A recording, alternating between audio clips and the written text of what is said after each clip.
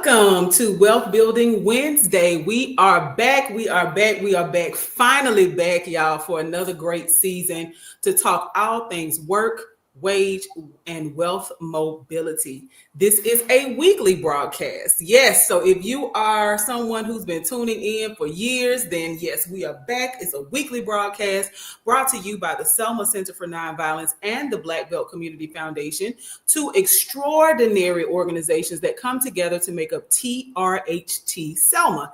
That is TRHT, where truth meets love, racial healing, and creates transformation. I am your host, Miss Lydia Chapman, and Wealth Building Wednesday is where real stories meet real strategy, and where everyday people learn how to turn work into wealth, and goals into movement.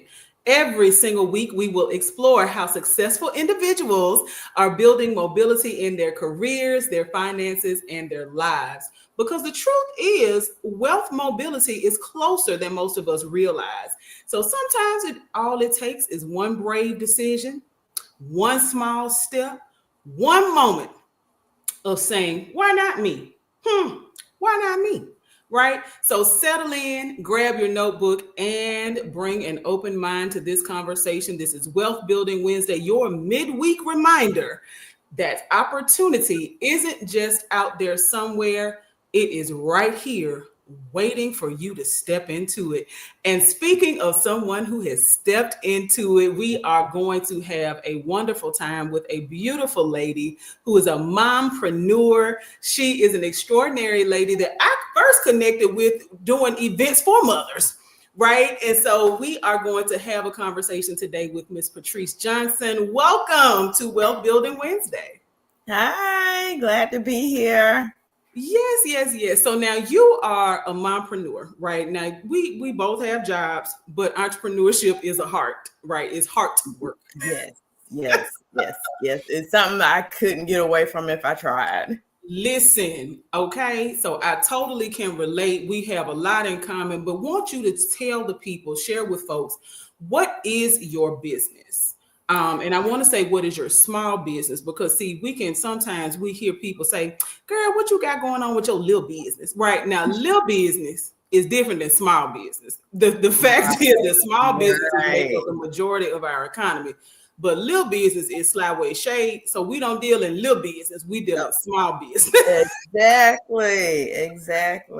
So what is your small business? So I am a freelance brand strategist for small business owners and content creators. I kind of stepped into the content creator lane recently, but my heart is totally with small business owners. I love to see small business owners find their lane and grow from there. And so what it is that I do, also, let me put this out there, I'm not currently taking any clients at the moment. I'm booked and I've got a million other things going on, so I'm not even gonna drown myself like that. But what I do is I take small business owners or content creators, and I help them find their lane so that they can actually figure out what it is that they're doing. Because a lot of times people jump into business and they're not sure what they're supposed to be doing, how to do it, who they're talking to, why they're talking to them. So I help them zone in on their target audience and how to help convert, and how to grow their target audience. So now what you do, and I'm so glad that you just told people that you are booked and busy, honey, because I promise you it's like, oh, okay, let me reach out to her now because I should be her new client, right? Yes, so, I am booked, honey. I am like I said, when I jumped over into content creators, yeah. Whew, So I want to know, like, what excites you about entrepreneurship? Because working with other entrepreneurs and being an entrepreneur yourself, something has to excite you. I think this is where the Virgo in me comes out. Control. Okay. I get to control my time. I get to control my income. I get to control who I work with. When you're working with somebody under someone else, when you're working for somebody else, you can't control who you service. You can't control that income. I mean, you can negotiate that income. Right. You better. You're not in control over it, you know. So that freedom of entrepreneurship and actually getting to do what it is I love to do, you know, while I'm in control. Yeah, like I said, I think it's the Virgo in me that just love being in control. So we are indeed Virgo sisters. And so control is a thing, right, for a lot of folks. And the thing is that I've learned that as an entrepreneur, you have to, one, all money is not good money. So like you said, being able to control who you work with, when you work with folks, and setting those boundaries, right? That's a B word that it's almost like it's a cuss word. But it's a reality, right? Of being an entrepreneur. Oh yeah, having to sometimes, like you said, all money ain't good money. You don't want to work with just anybody. I've had to cut off a client before because it just wasn't like it was a small business owner who thought I was just going to do everything for him, and I'm like, no, you've got to jump in at some point. I'm not going to be here forever. You've got to jump in at some point. And he got out of this world nasty. Sometimes you gotta just back up. You gotta step away and say, hey, I gotta let this go. Well, honey, is it my business or your business? Okay. Sometimes I need to be on the LLC. Look. You just gotta step away. It's like, hey, I'm sorry. The stress ain't worth it. The stress ain't worth it. So when you consider your journey, right, from beginning to where you are now, when you consider your journey as an entrepreneur, like, is there one word that just kind of jumps out at you to describe your journey?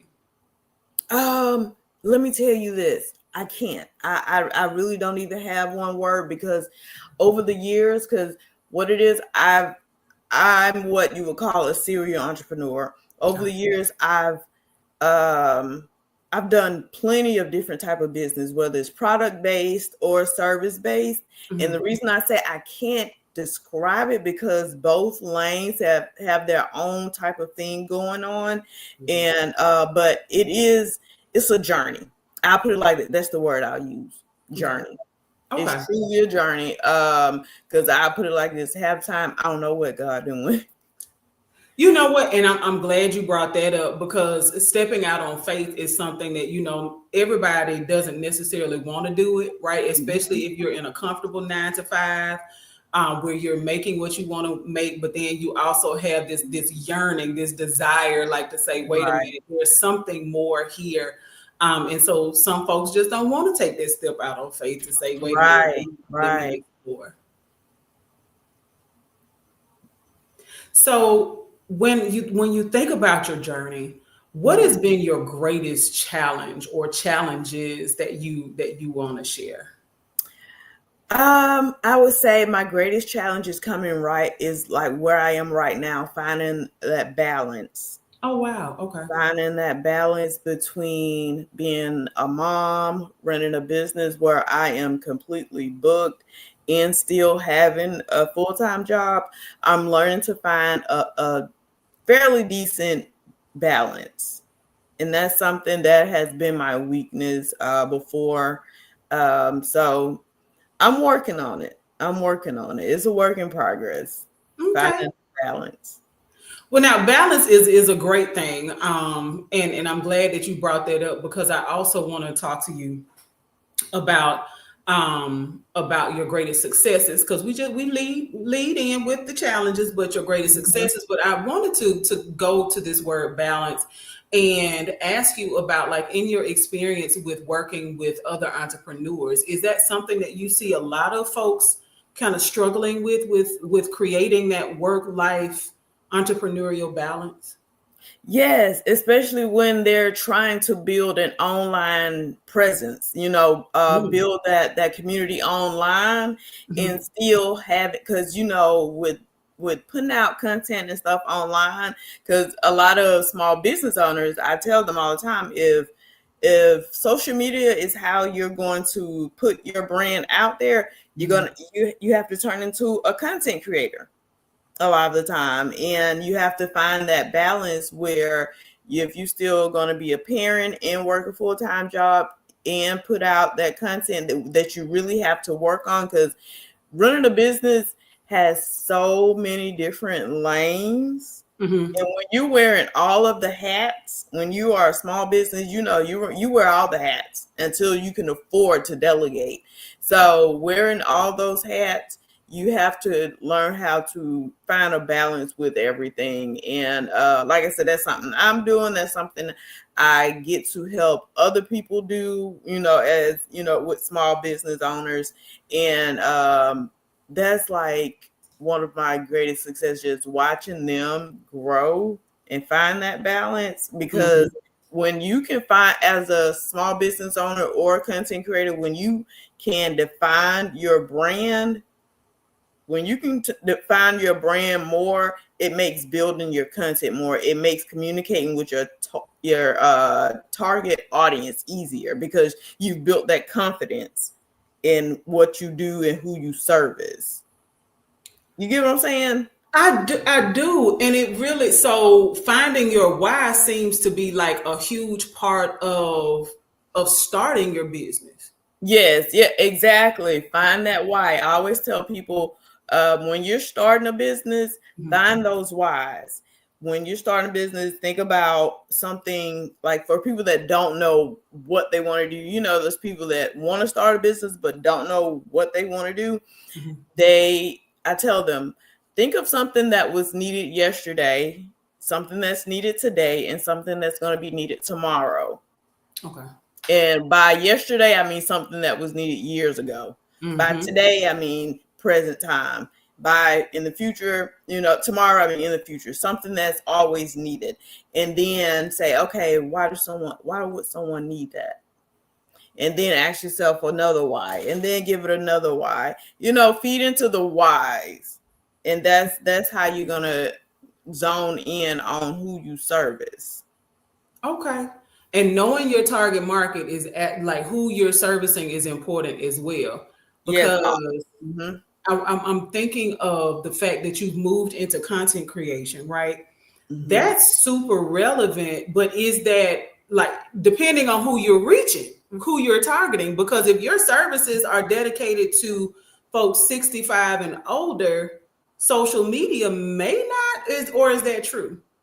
I'm more about reading line. Look, I'll put it like this right here. We're not used to seeing older people on social media, but I promise you, they're on there. Okay. They're on there. They're on.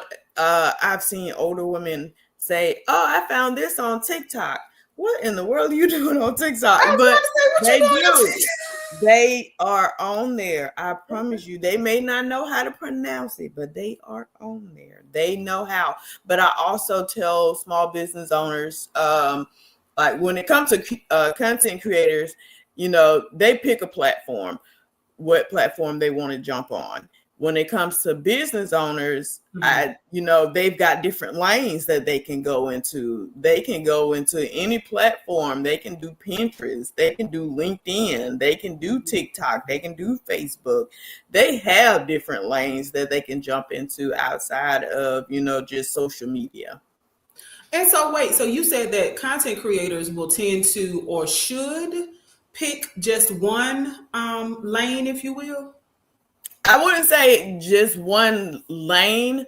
As far as content creators, pick a niche.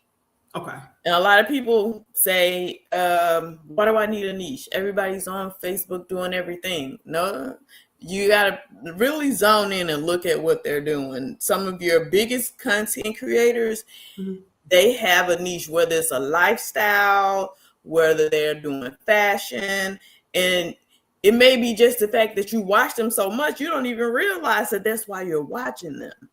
You don't even realize that you're watching them because of what they wear. You don't even realize that you're watching them because of what they're eating or what they're doing on a daily basis. You don't even realize that's why you watch them. That's why they become so successful. That's why it was so easy for them to build their community, because you get so zoned in on them, you don't even realize why you're even watching them. But that's just how good they are with picking their niche and actually sticking to it. So this is what I was about. I'm glad you said sticking to it, because that was literally about to be my next question. Like, how important is it? Because if I'm a content creator and I Mhm. have experienced a huge amount of success, I have thousands, tens of thousands, hundreds of thousands of followers. What if I want to transition from, let's say I've been doing, because and I could watch him for just over and over again. There's a guy on social media who watches other people in the kitchen and comments on what they're doing. And so what if I've been doing that, right? I've been commenting, I've been recreating other people's videos, right? Remixing them. And that's what I built my bread and butter from. But now I want to inspire people now, or now I want to do storytelling. Like what is that? Is that recommended? If not, like just help I'll us put with it. the I'll put it like this: is you can change over. It is possible. I've seen people do it. okay. It's just that when you first do it, make sure that your community is strong behind you. Make sure you build a community that is strong behind you, and slowly make that changeover. Don't just flip it and expect everybody to be like, they gonna be like, this ain't your typical. Because honestly, I'm gonna tell you, I actually saw a content creator do that recently, and he couldn't figure out for the life of him what happened. And what he had done was he used to remix the content, or stitch the videos. That's what he was doing. He was stitching Okay. videos, and the videos he was doing before, it wasn't what he's doing now. Now he all of a sudden he's going into trying to rate these TV shows, and his viewers, they stroll past it. They scroll past it because what are you talking about? This is what you used to talk about. And once Facebook realized that, okay, they ain't even they just scrolling by. They don't want to see you, so we're not even finna feed them to you no more. We'll just stop feeding you to their news feed. Oh wow. So that's the key to the algorithm is staying in people's face. Yep, staying with what they're used to. Don't Okay. change it up. Don't do that to your folks. Don't change it up out of the blue. Like, give them time if that's what you're gonna do. And then on top of that, it's okay to announce that. If you got a community Okay. that's behind you, it's Yeah. okay to announce that. Tell them that. And I would think that people, if they really support you, would be able to handle that, because we Right. all go through changes. We are, Right. and you might want to just transition in that way. Yeah, and the thing is, explain it to them. Give them a why. Say, hey, this is something that I don't feel in my soul is the right thing to do right now. I don't. This isn't what I want to do anymore. I see myself going in this direction, and I think you guys will like it. Something like that. Tell them, talk to them. That's your community. Talk to them. They deserve that much. If they've stuck with you that long, Yeah. they deserve that much. Tell them, okay, I'm about to go into this lane a little bit and slowly start drifting over. Okay. So now we talked about your challenges, and you talked about some of the challenges that have existed for some of your clients. We've talked about some Mhm. things that folks need to do who are content creators or even considering going into content creation. What about some of your successes? Because I know you've had many of them. What are some of the successes Woo! that stand out? I've had many successes in every business I've run, and I'm gonna tell you, I'm the person I try it. I would try it. I promise you. Like you said, we have done events before. Done events Mhm. with moms, and that's when I did my postpartum doula, and then I had a diaper bag line. Before that, I was doing um, hygiene products for women. Girl, I think with that alone, so many. I know with the diaper bag line, I have made it to my brand made it to 5 different countries, and that was What? the best. That was the best feeling ever, girl. I am in Australia. I am in the UK.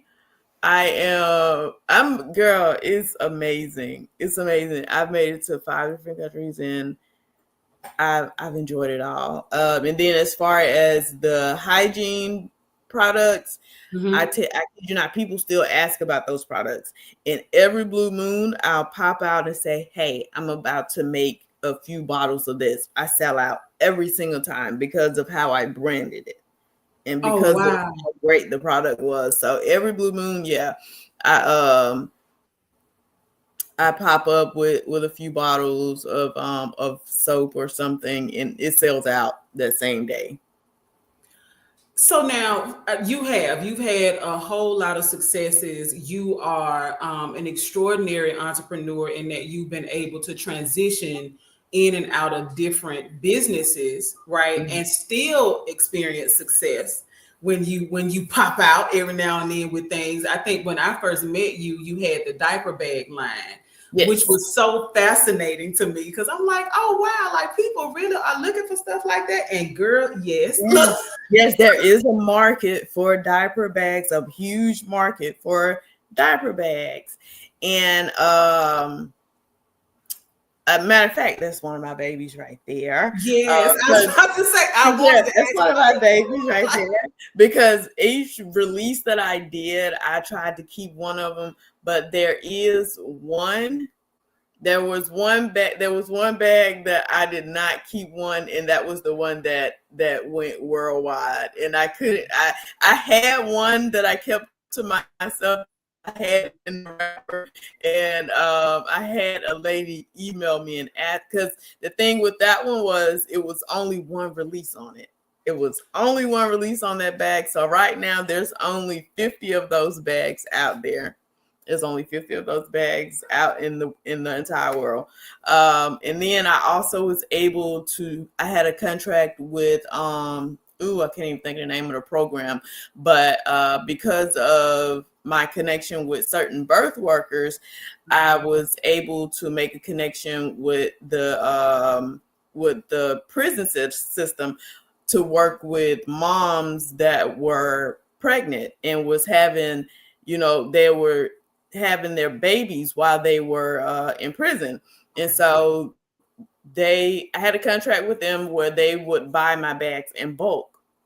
And they would give them to the moms, and whoever the baby went home with got one of my bags.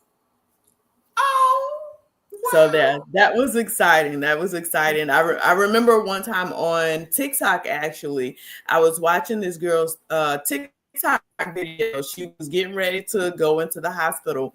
Tell me why I log into this girl's video and she's taking one of my bags. Yes, oh, that's gotta be an amazing feeling. Girl, it was so exciting. So I do plan one day to bring those bags back. I do plan to bring them back. So because they were affordable and they were durable bags, and I enjoyed it. I really did. Super stylish. Yeah. So yeah. I would have to find some other use for it. I wouldn't be putting diapers in there. And that's what I did. I use it for other things because I love bags with pockets. In my bags, all of my bags had plenty of pocket space. They were very spacious. So, and I had other women that bought them for other use besides a diaper bag. Yes. So now a part of what you do, what you've continued to do is specializing in helping people. And you mentioned that at the top of the show, to market themselves, right? And so like, if you could give like maybe two pieces of advice to folks who are not yet starting or just started a brand new business, like what are some things that folks need to do to get set up and market themselves well? Know what problem you solve. If nothing else, know what problem you solve. People pay for results. It don't matter the price tag on it. People pay for results. And you know what? I won't say the price tag doesn't matter, because it does. That's the second one. The price tag does matter. I had a coach one time that told me, don't do prostitute prices. She called them prostitute prices. Oh, not the fraud at all. She said, don't do prostitute prices. Okay. And I thought that was so funny. So every time, because she was like, that's what you look like you're putting out. When you offer something, and every time people look up and you got a sale going on, that's all they're going to look for from you. Mm. And then I'll give you another piece of advice as an entrepreneur, if you want to see yourself grow. And I tell every entrepreneur this: keep a millionaire phone number. Keep 3 millionaire phone numbers in your pocket. If you haven't found just one, you ain't hit the right rooms yet. You need to keep connecting. You need to keep networking. Go to as many events as you can. Keep networking. Read as much as you can.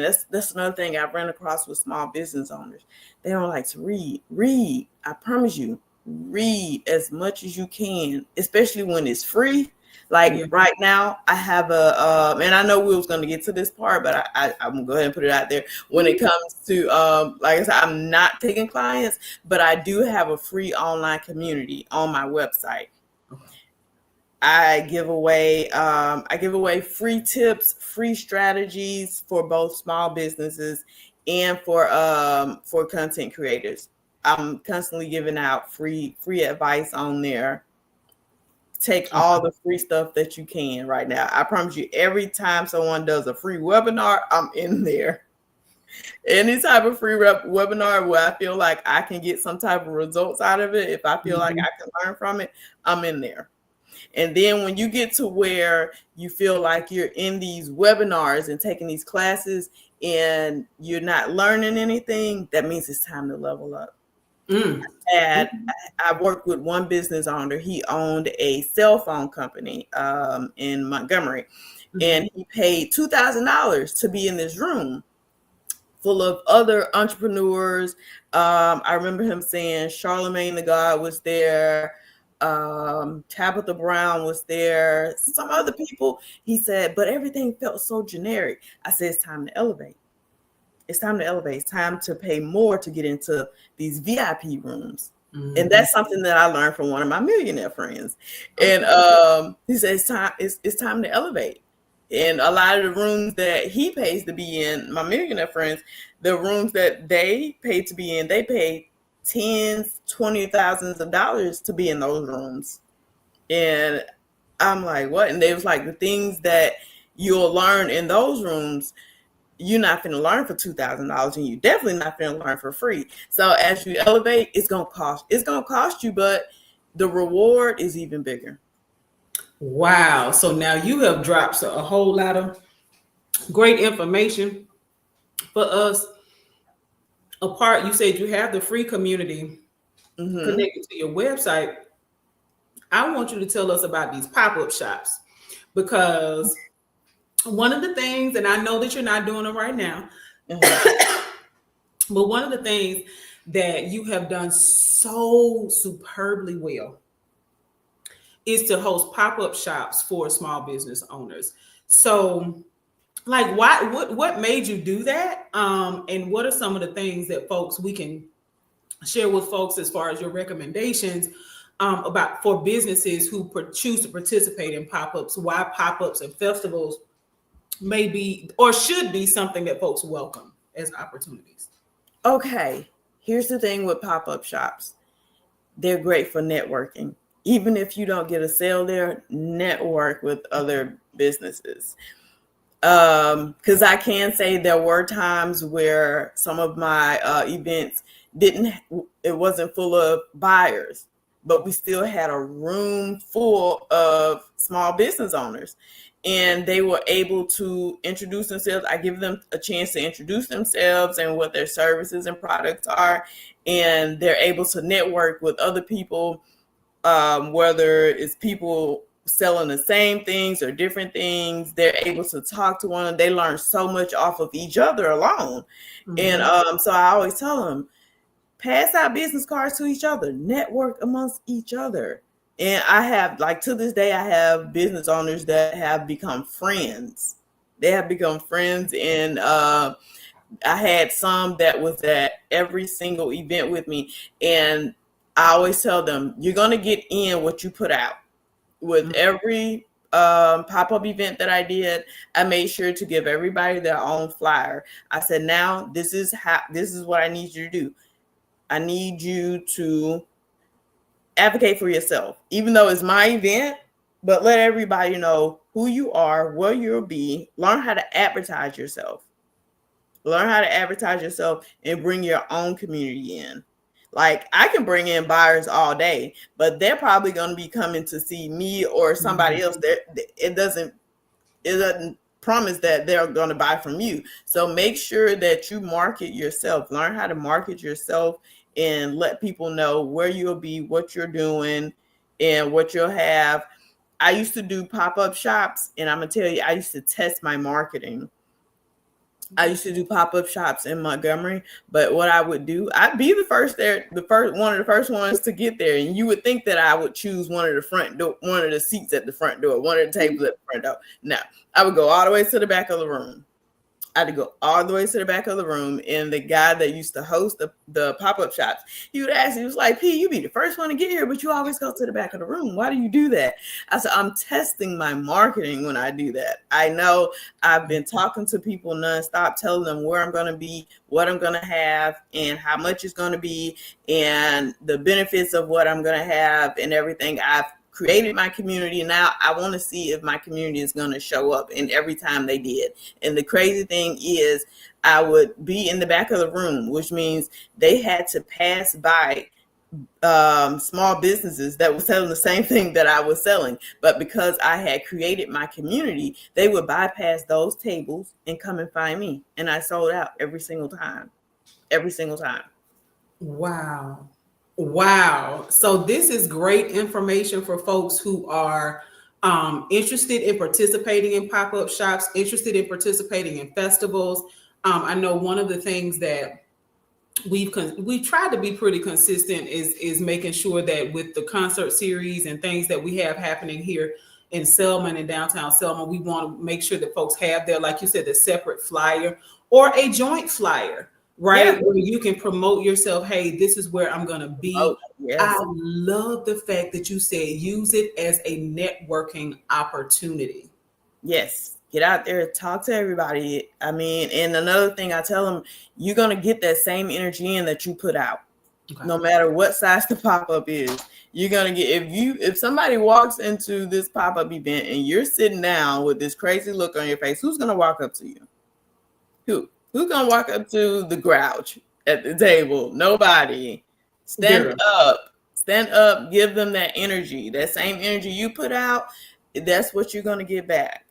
Nobody wants to shop with a grouch. So I want to ask you this as well, because I know that this is super important. And you talked about nobody wants the sour face, right? When they're looking to spend dollars. Right. How important is our appearance, right? Like and I'm asking because I've tried to explain to folks before about like, you know, the type of tablecloth and what your setup looks like. Like, so how important are the aesthetics to our setup? Now, I'll put it like this. If you know that you have a community, the aesthetics isn't even that major. It's not. If you know you've built a community, it's not even that major. But if you know that you're still in the midst of building that community, it's very important. It is, all the way down to your colors and all of that. Like you said, the neatness, having everything together, your cards, your flyers, you know, you want to have everything on point, but at the same time, try not to stress about it. Because I see, oh man, I've had so many come in for the first time. I had a few business owners that worked with me at pop-up shops, and it was their first pop-up shop, and they were super nervous. So, you know, I would tell them, hey, and they'd let me know way ahead, hey, this is my first pop-up. And I go ahead and let them know, hey, get into my community, read everything, because I give all types of tips and everything on how set up and how to help them be present and not as nervous when it comes to selling. Yes. Selling to strangers, because we all are used to selling to family and friends, but it's when you get around to selling to strangers, because that's honestly that's where your community comes from. Anybody can sell to their cousin and their sister and their uncle. There a lot of times they buy out of pity, but after a while it's time to build that community. It's time to build that community with those strangers, because like they said, strangers will make you rich, and they will. Yeah. They will. Because how many cousins do you think I could actually sell a diaper bag to? Not many. And so I had to really learn how to build that community. I had to learn how to get, that trust. I had to put out that value. So, like I said, let them know what problems you solve. And then I'll also say this. I had one client that says, she's like, I don't think my products solve problems. I said, okay, well, what do you have? And she said, well, I have these knitted plushies that I sell. And I said, okay, yeah, I don't think plushies solve problems, but this is what you can do. You still can build a community. And she's like, okay, how do I do that? This is what you'll do. Get your plushies, take one at a time. Give that plushie a name, give them a birth certificate, give them a lifestyle set, and present it to, the platform that you're on, and make a big deal out of it. Sort of like those, what do you call them? American Dolls. The what now? I was saying Cabbage Patch Kids, because that's when you said the birth certificate. Yep. Something like that. You make you create something that people feel they need to be a part of. And that's a big part of building a community. Something that they feel like they want to be a part of, a movement. And I told her, I was like, and take it one at a time. Put out, hey, this is Steve. Steve was born at such and such. This is Steve Powers. This is, because there was it was like medieval type of thing that she had going on. And that's what she did. And she sold thousands of those things. It was so funny.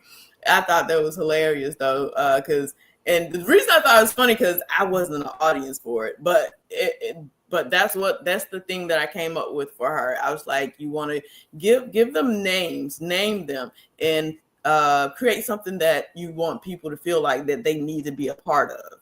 You get what I'm saying? Yeah. Building that community. I'm actually thinking, I think American Doll has a very similar idea. And then there were these plush things that folks used to collect them. Like they literally, you would see them in the backs of people's car window. There were tons of them. I think it was it the Beanie Babies or Beanie? Yes, Beanie Babies, and people would collect them. And I think they may be worth some money depending on, because some of them were more rare than others. And so that was an amazing tip that you gave her that I'm sure helped her to make quite a bit of money. And that's what we talk about here on Wealth Building Wednesday. Yes, you just got to think a little bit more deeper when it comes to branding. You just got to think a little bit more, a little more deeper into it. I'll give one more example, then we'll move on. I had another client that did, she did holiday cards, and I asked her, I said, who is your target audience? And she's like, everybody needs holiday cards. I said, well, if that's the case, why are you selling them? And she was like, well, and that's when she went more into detail about the type of cards that she made. And she made cards for the African American community, and it wasn't the typical, she didn't have like typical sayings in them. It was very different things, off the wall things. Then she had the type of cards for I'm sorry for the term I may use, it may be the wrong term, but the gay community, I don't know the term that people are using. And that was mainly what she stuck with for a while, the gay community, and making cards for them, because that's what for some reason that's what flew off the shelf for her, and the way she marketed them. And I told her, I said, okay, now you really want to niche down to a certain demographic. Mm-hmm. I said, who do you feel like your cards reach the most? And like when she really dug into it and the way she marketed them, and I'm gonna tell you the platform where I met majority of my clients was on Threads. If you are a business owner, get on Threads. Okay. Threads is booming with like for business owners. Okay. I made some nice money on Threads. Okay. I Come made on, Brits. Man, there's not money on Threads. Okay.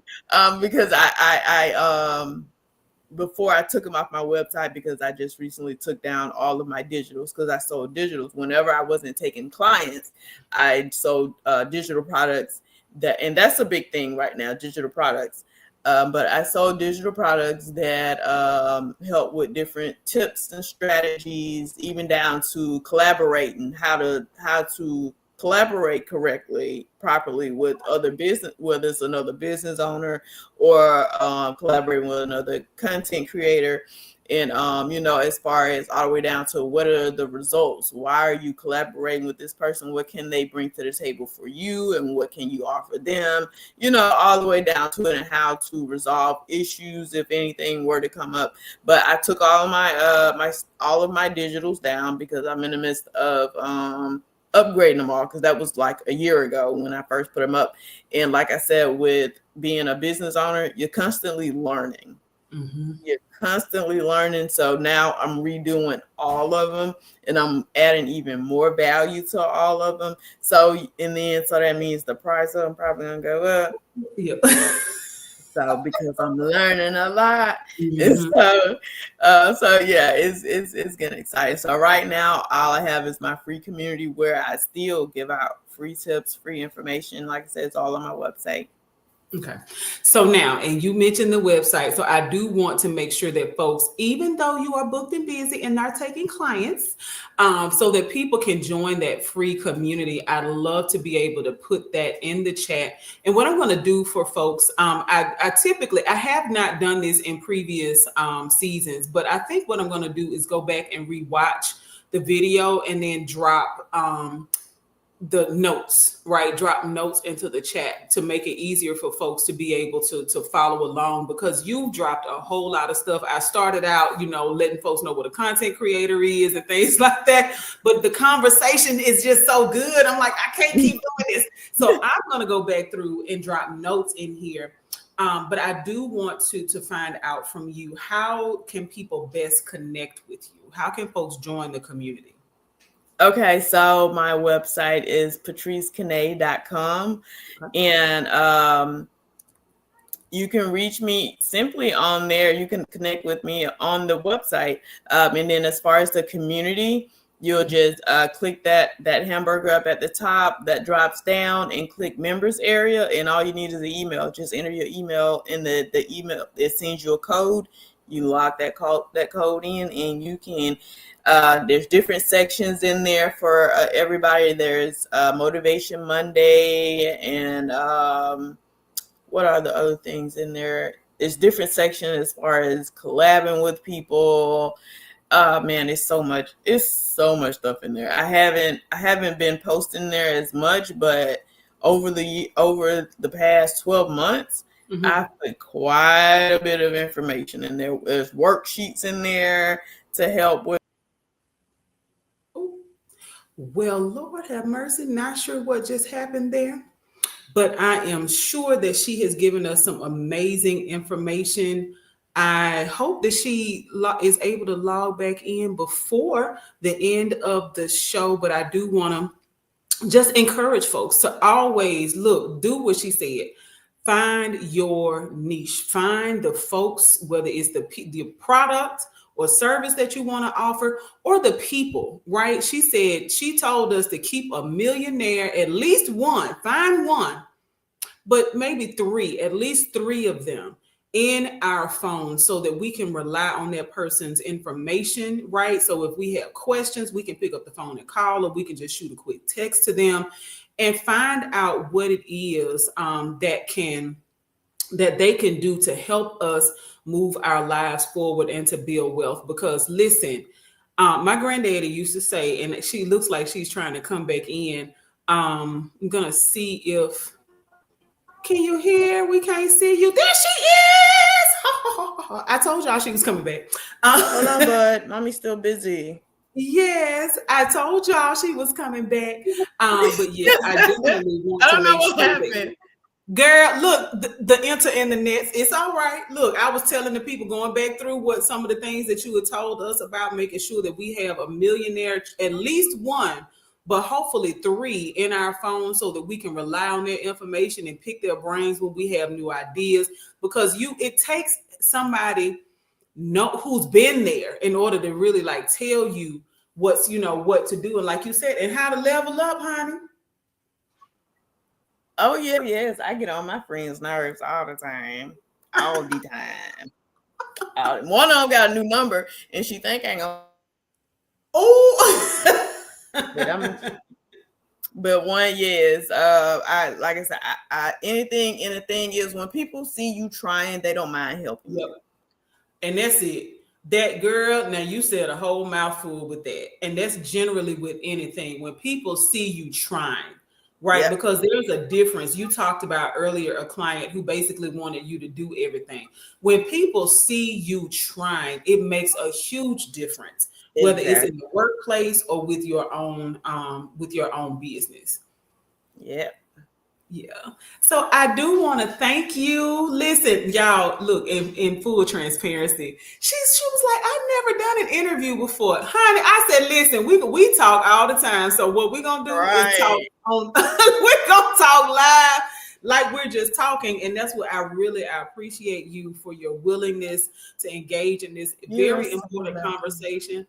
You are helping us kick off our new season. So y'all, if anything, and I'm gonna go back through and drop some notes in the chat, but if anything she said has helped you when you're considering starting your small business, if you're trying to scale your business, if you are new to content creation or considering content creation, if anything she said has helped you, we want you to like, tag, and share this video.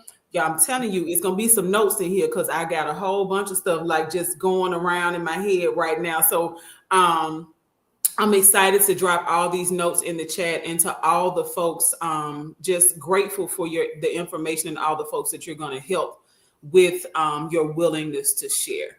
So thank you for being here. You're welcome. Thanks for the invite. Yes, and tell my babies I said, hey, look. I will. I got one standing behind me right now. Listen. And he's whispering, Mom, like. Well, baby, we are wrapping up. So to the audience, I want to say thank you for joining us for another episode of Wealth Building Wednesday. And remember, y'all, that wealth begins with our mindset, our confidence, and our consistent action. No matter where you start, progress is possible. And the courage to take your next step is more powerful than any perfect plan. You might not have it all written down, but one day you will, and you'll be somebody else's example. If today's conversation sparks something in you, share it with someone who you know is ready to grow too. Yep, we're about growth around here. Join us next time as we continue breaking down what it really takes to move from work to wage to wealth and into life shaped by purpose and possibility. Until then, y'all, let's keep learning, keep leveling up, and keep building. See y'all next week.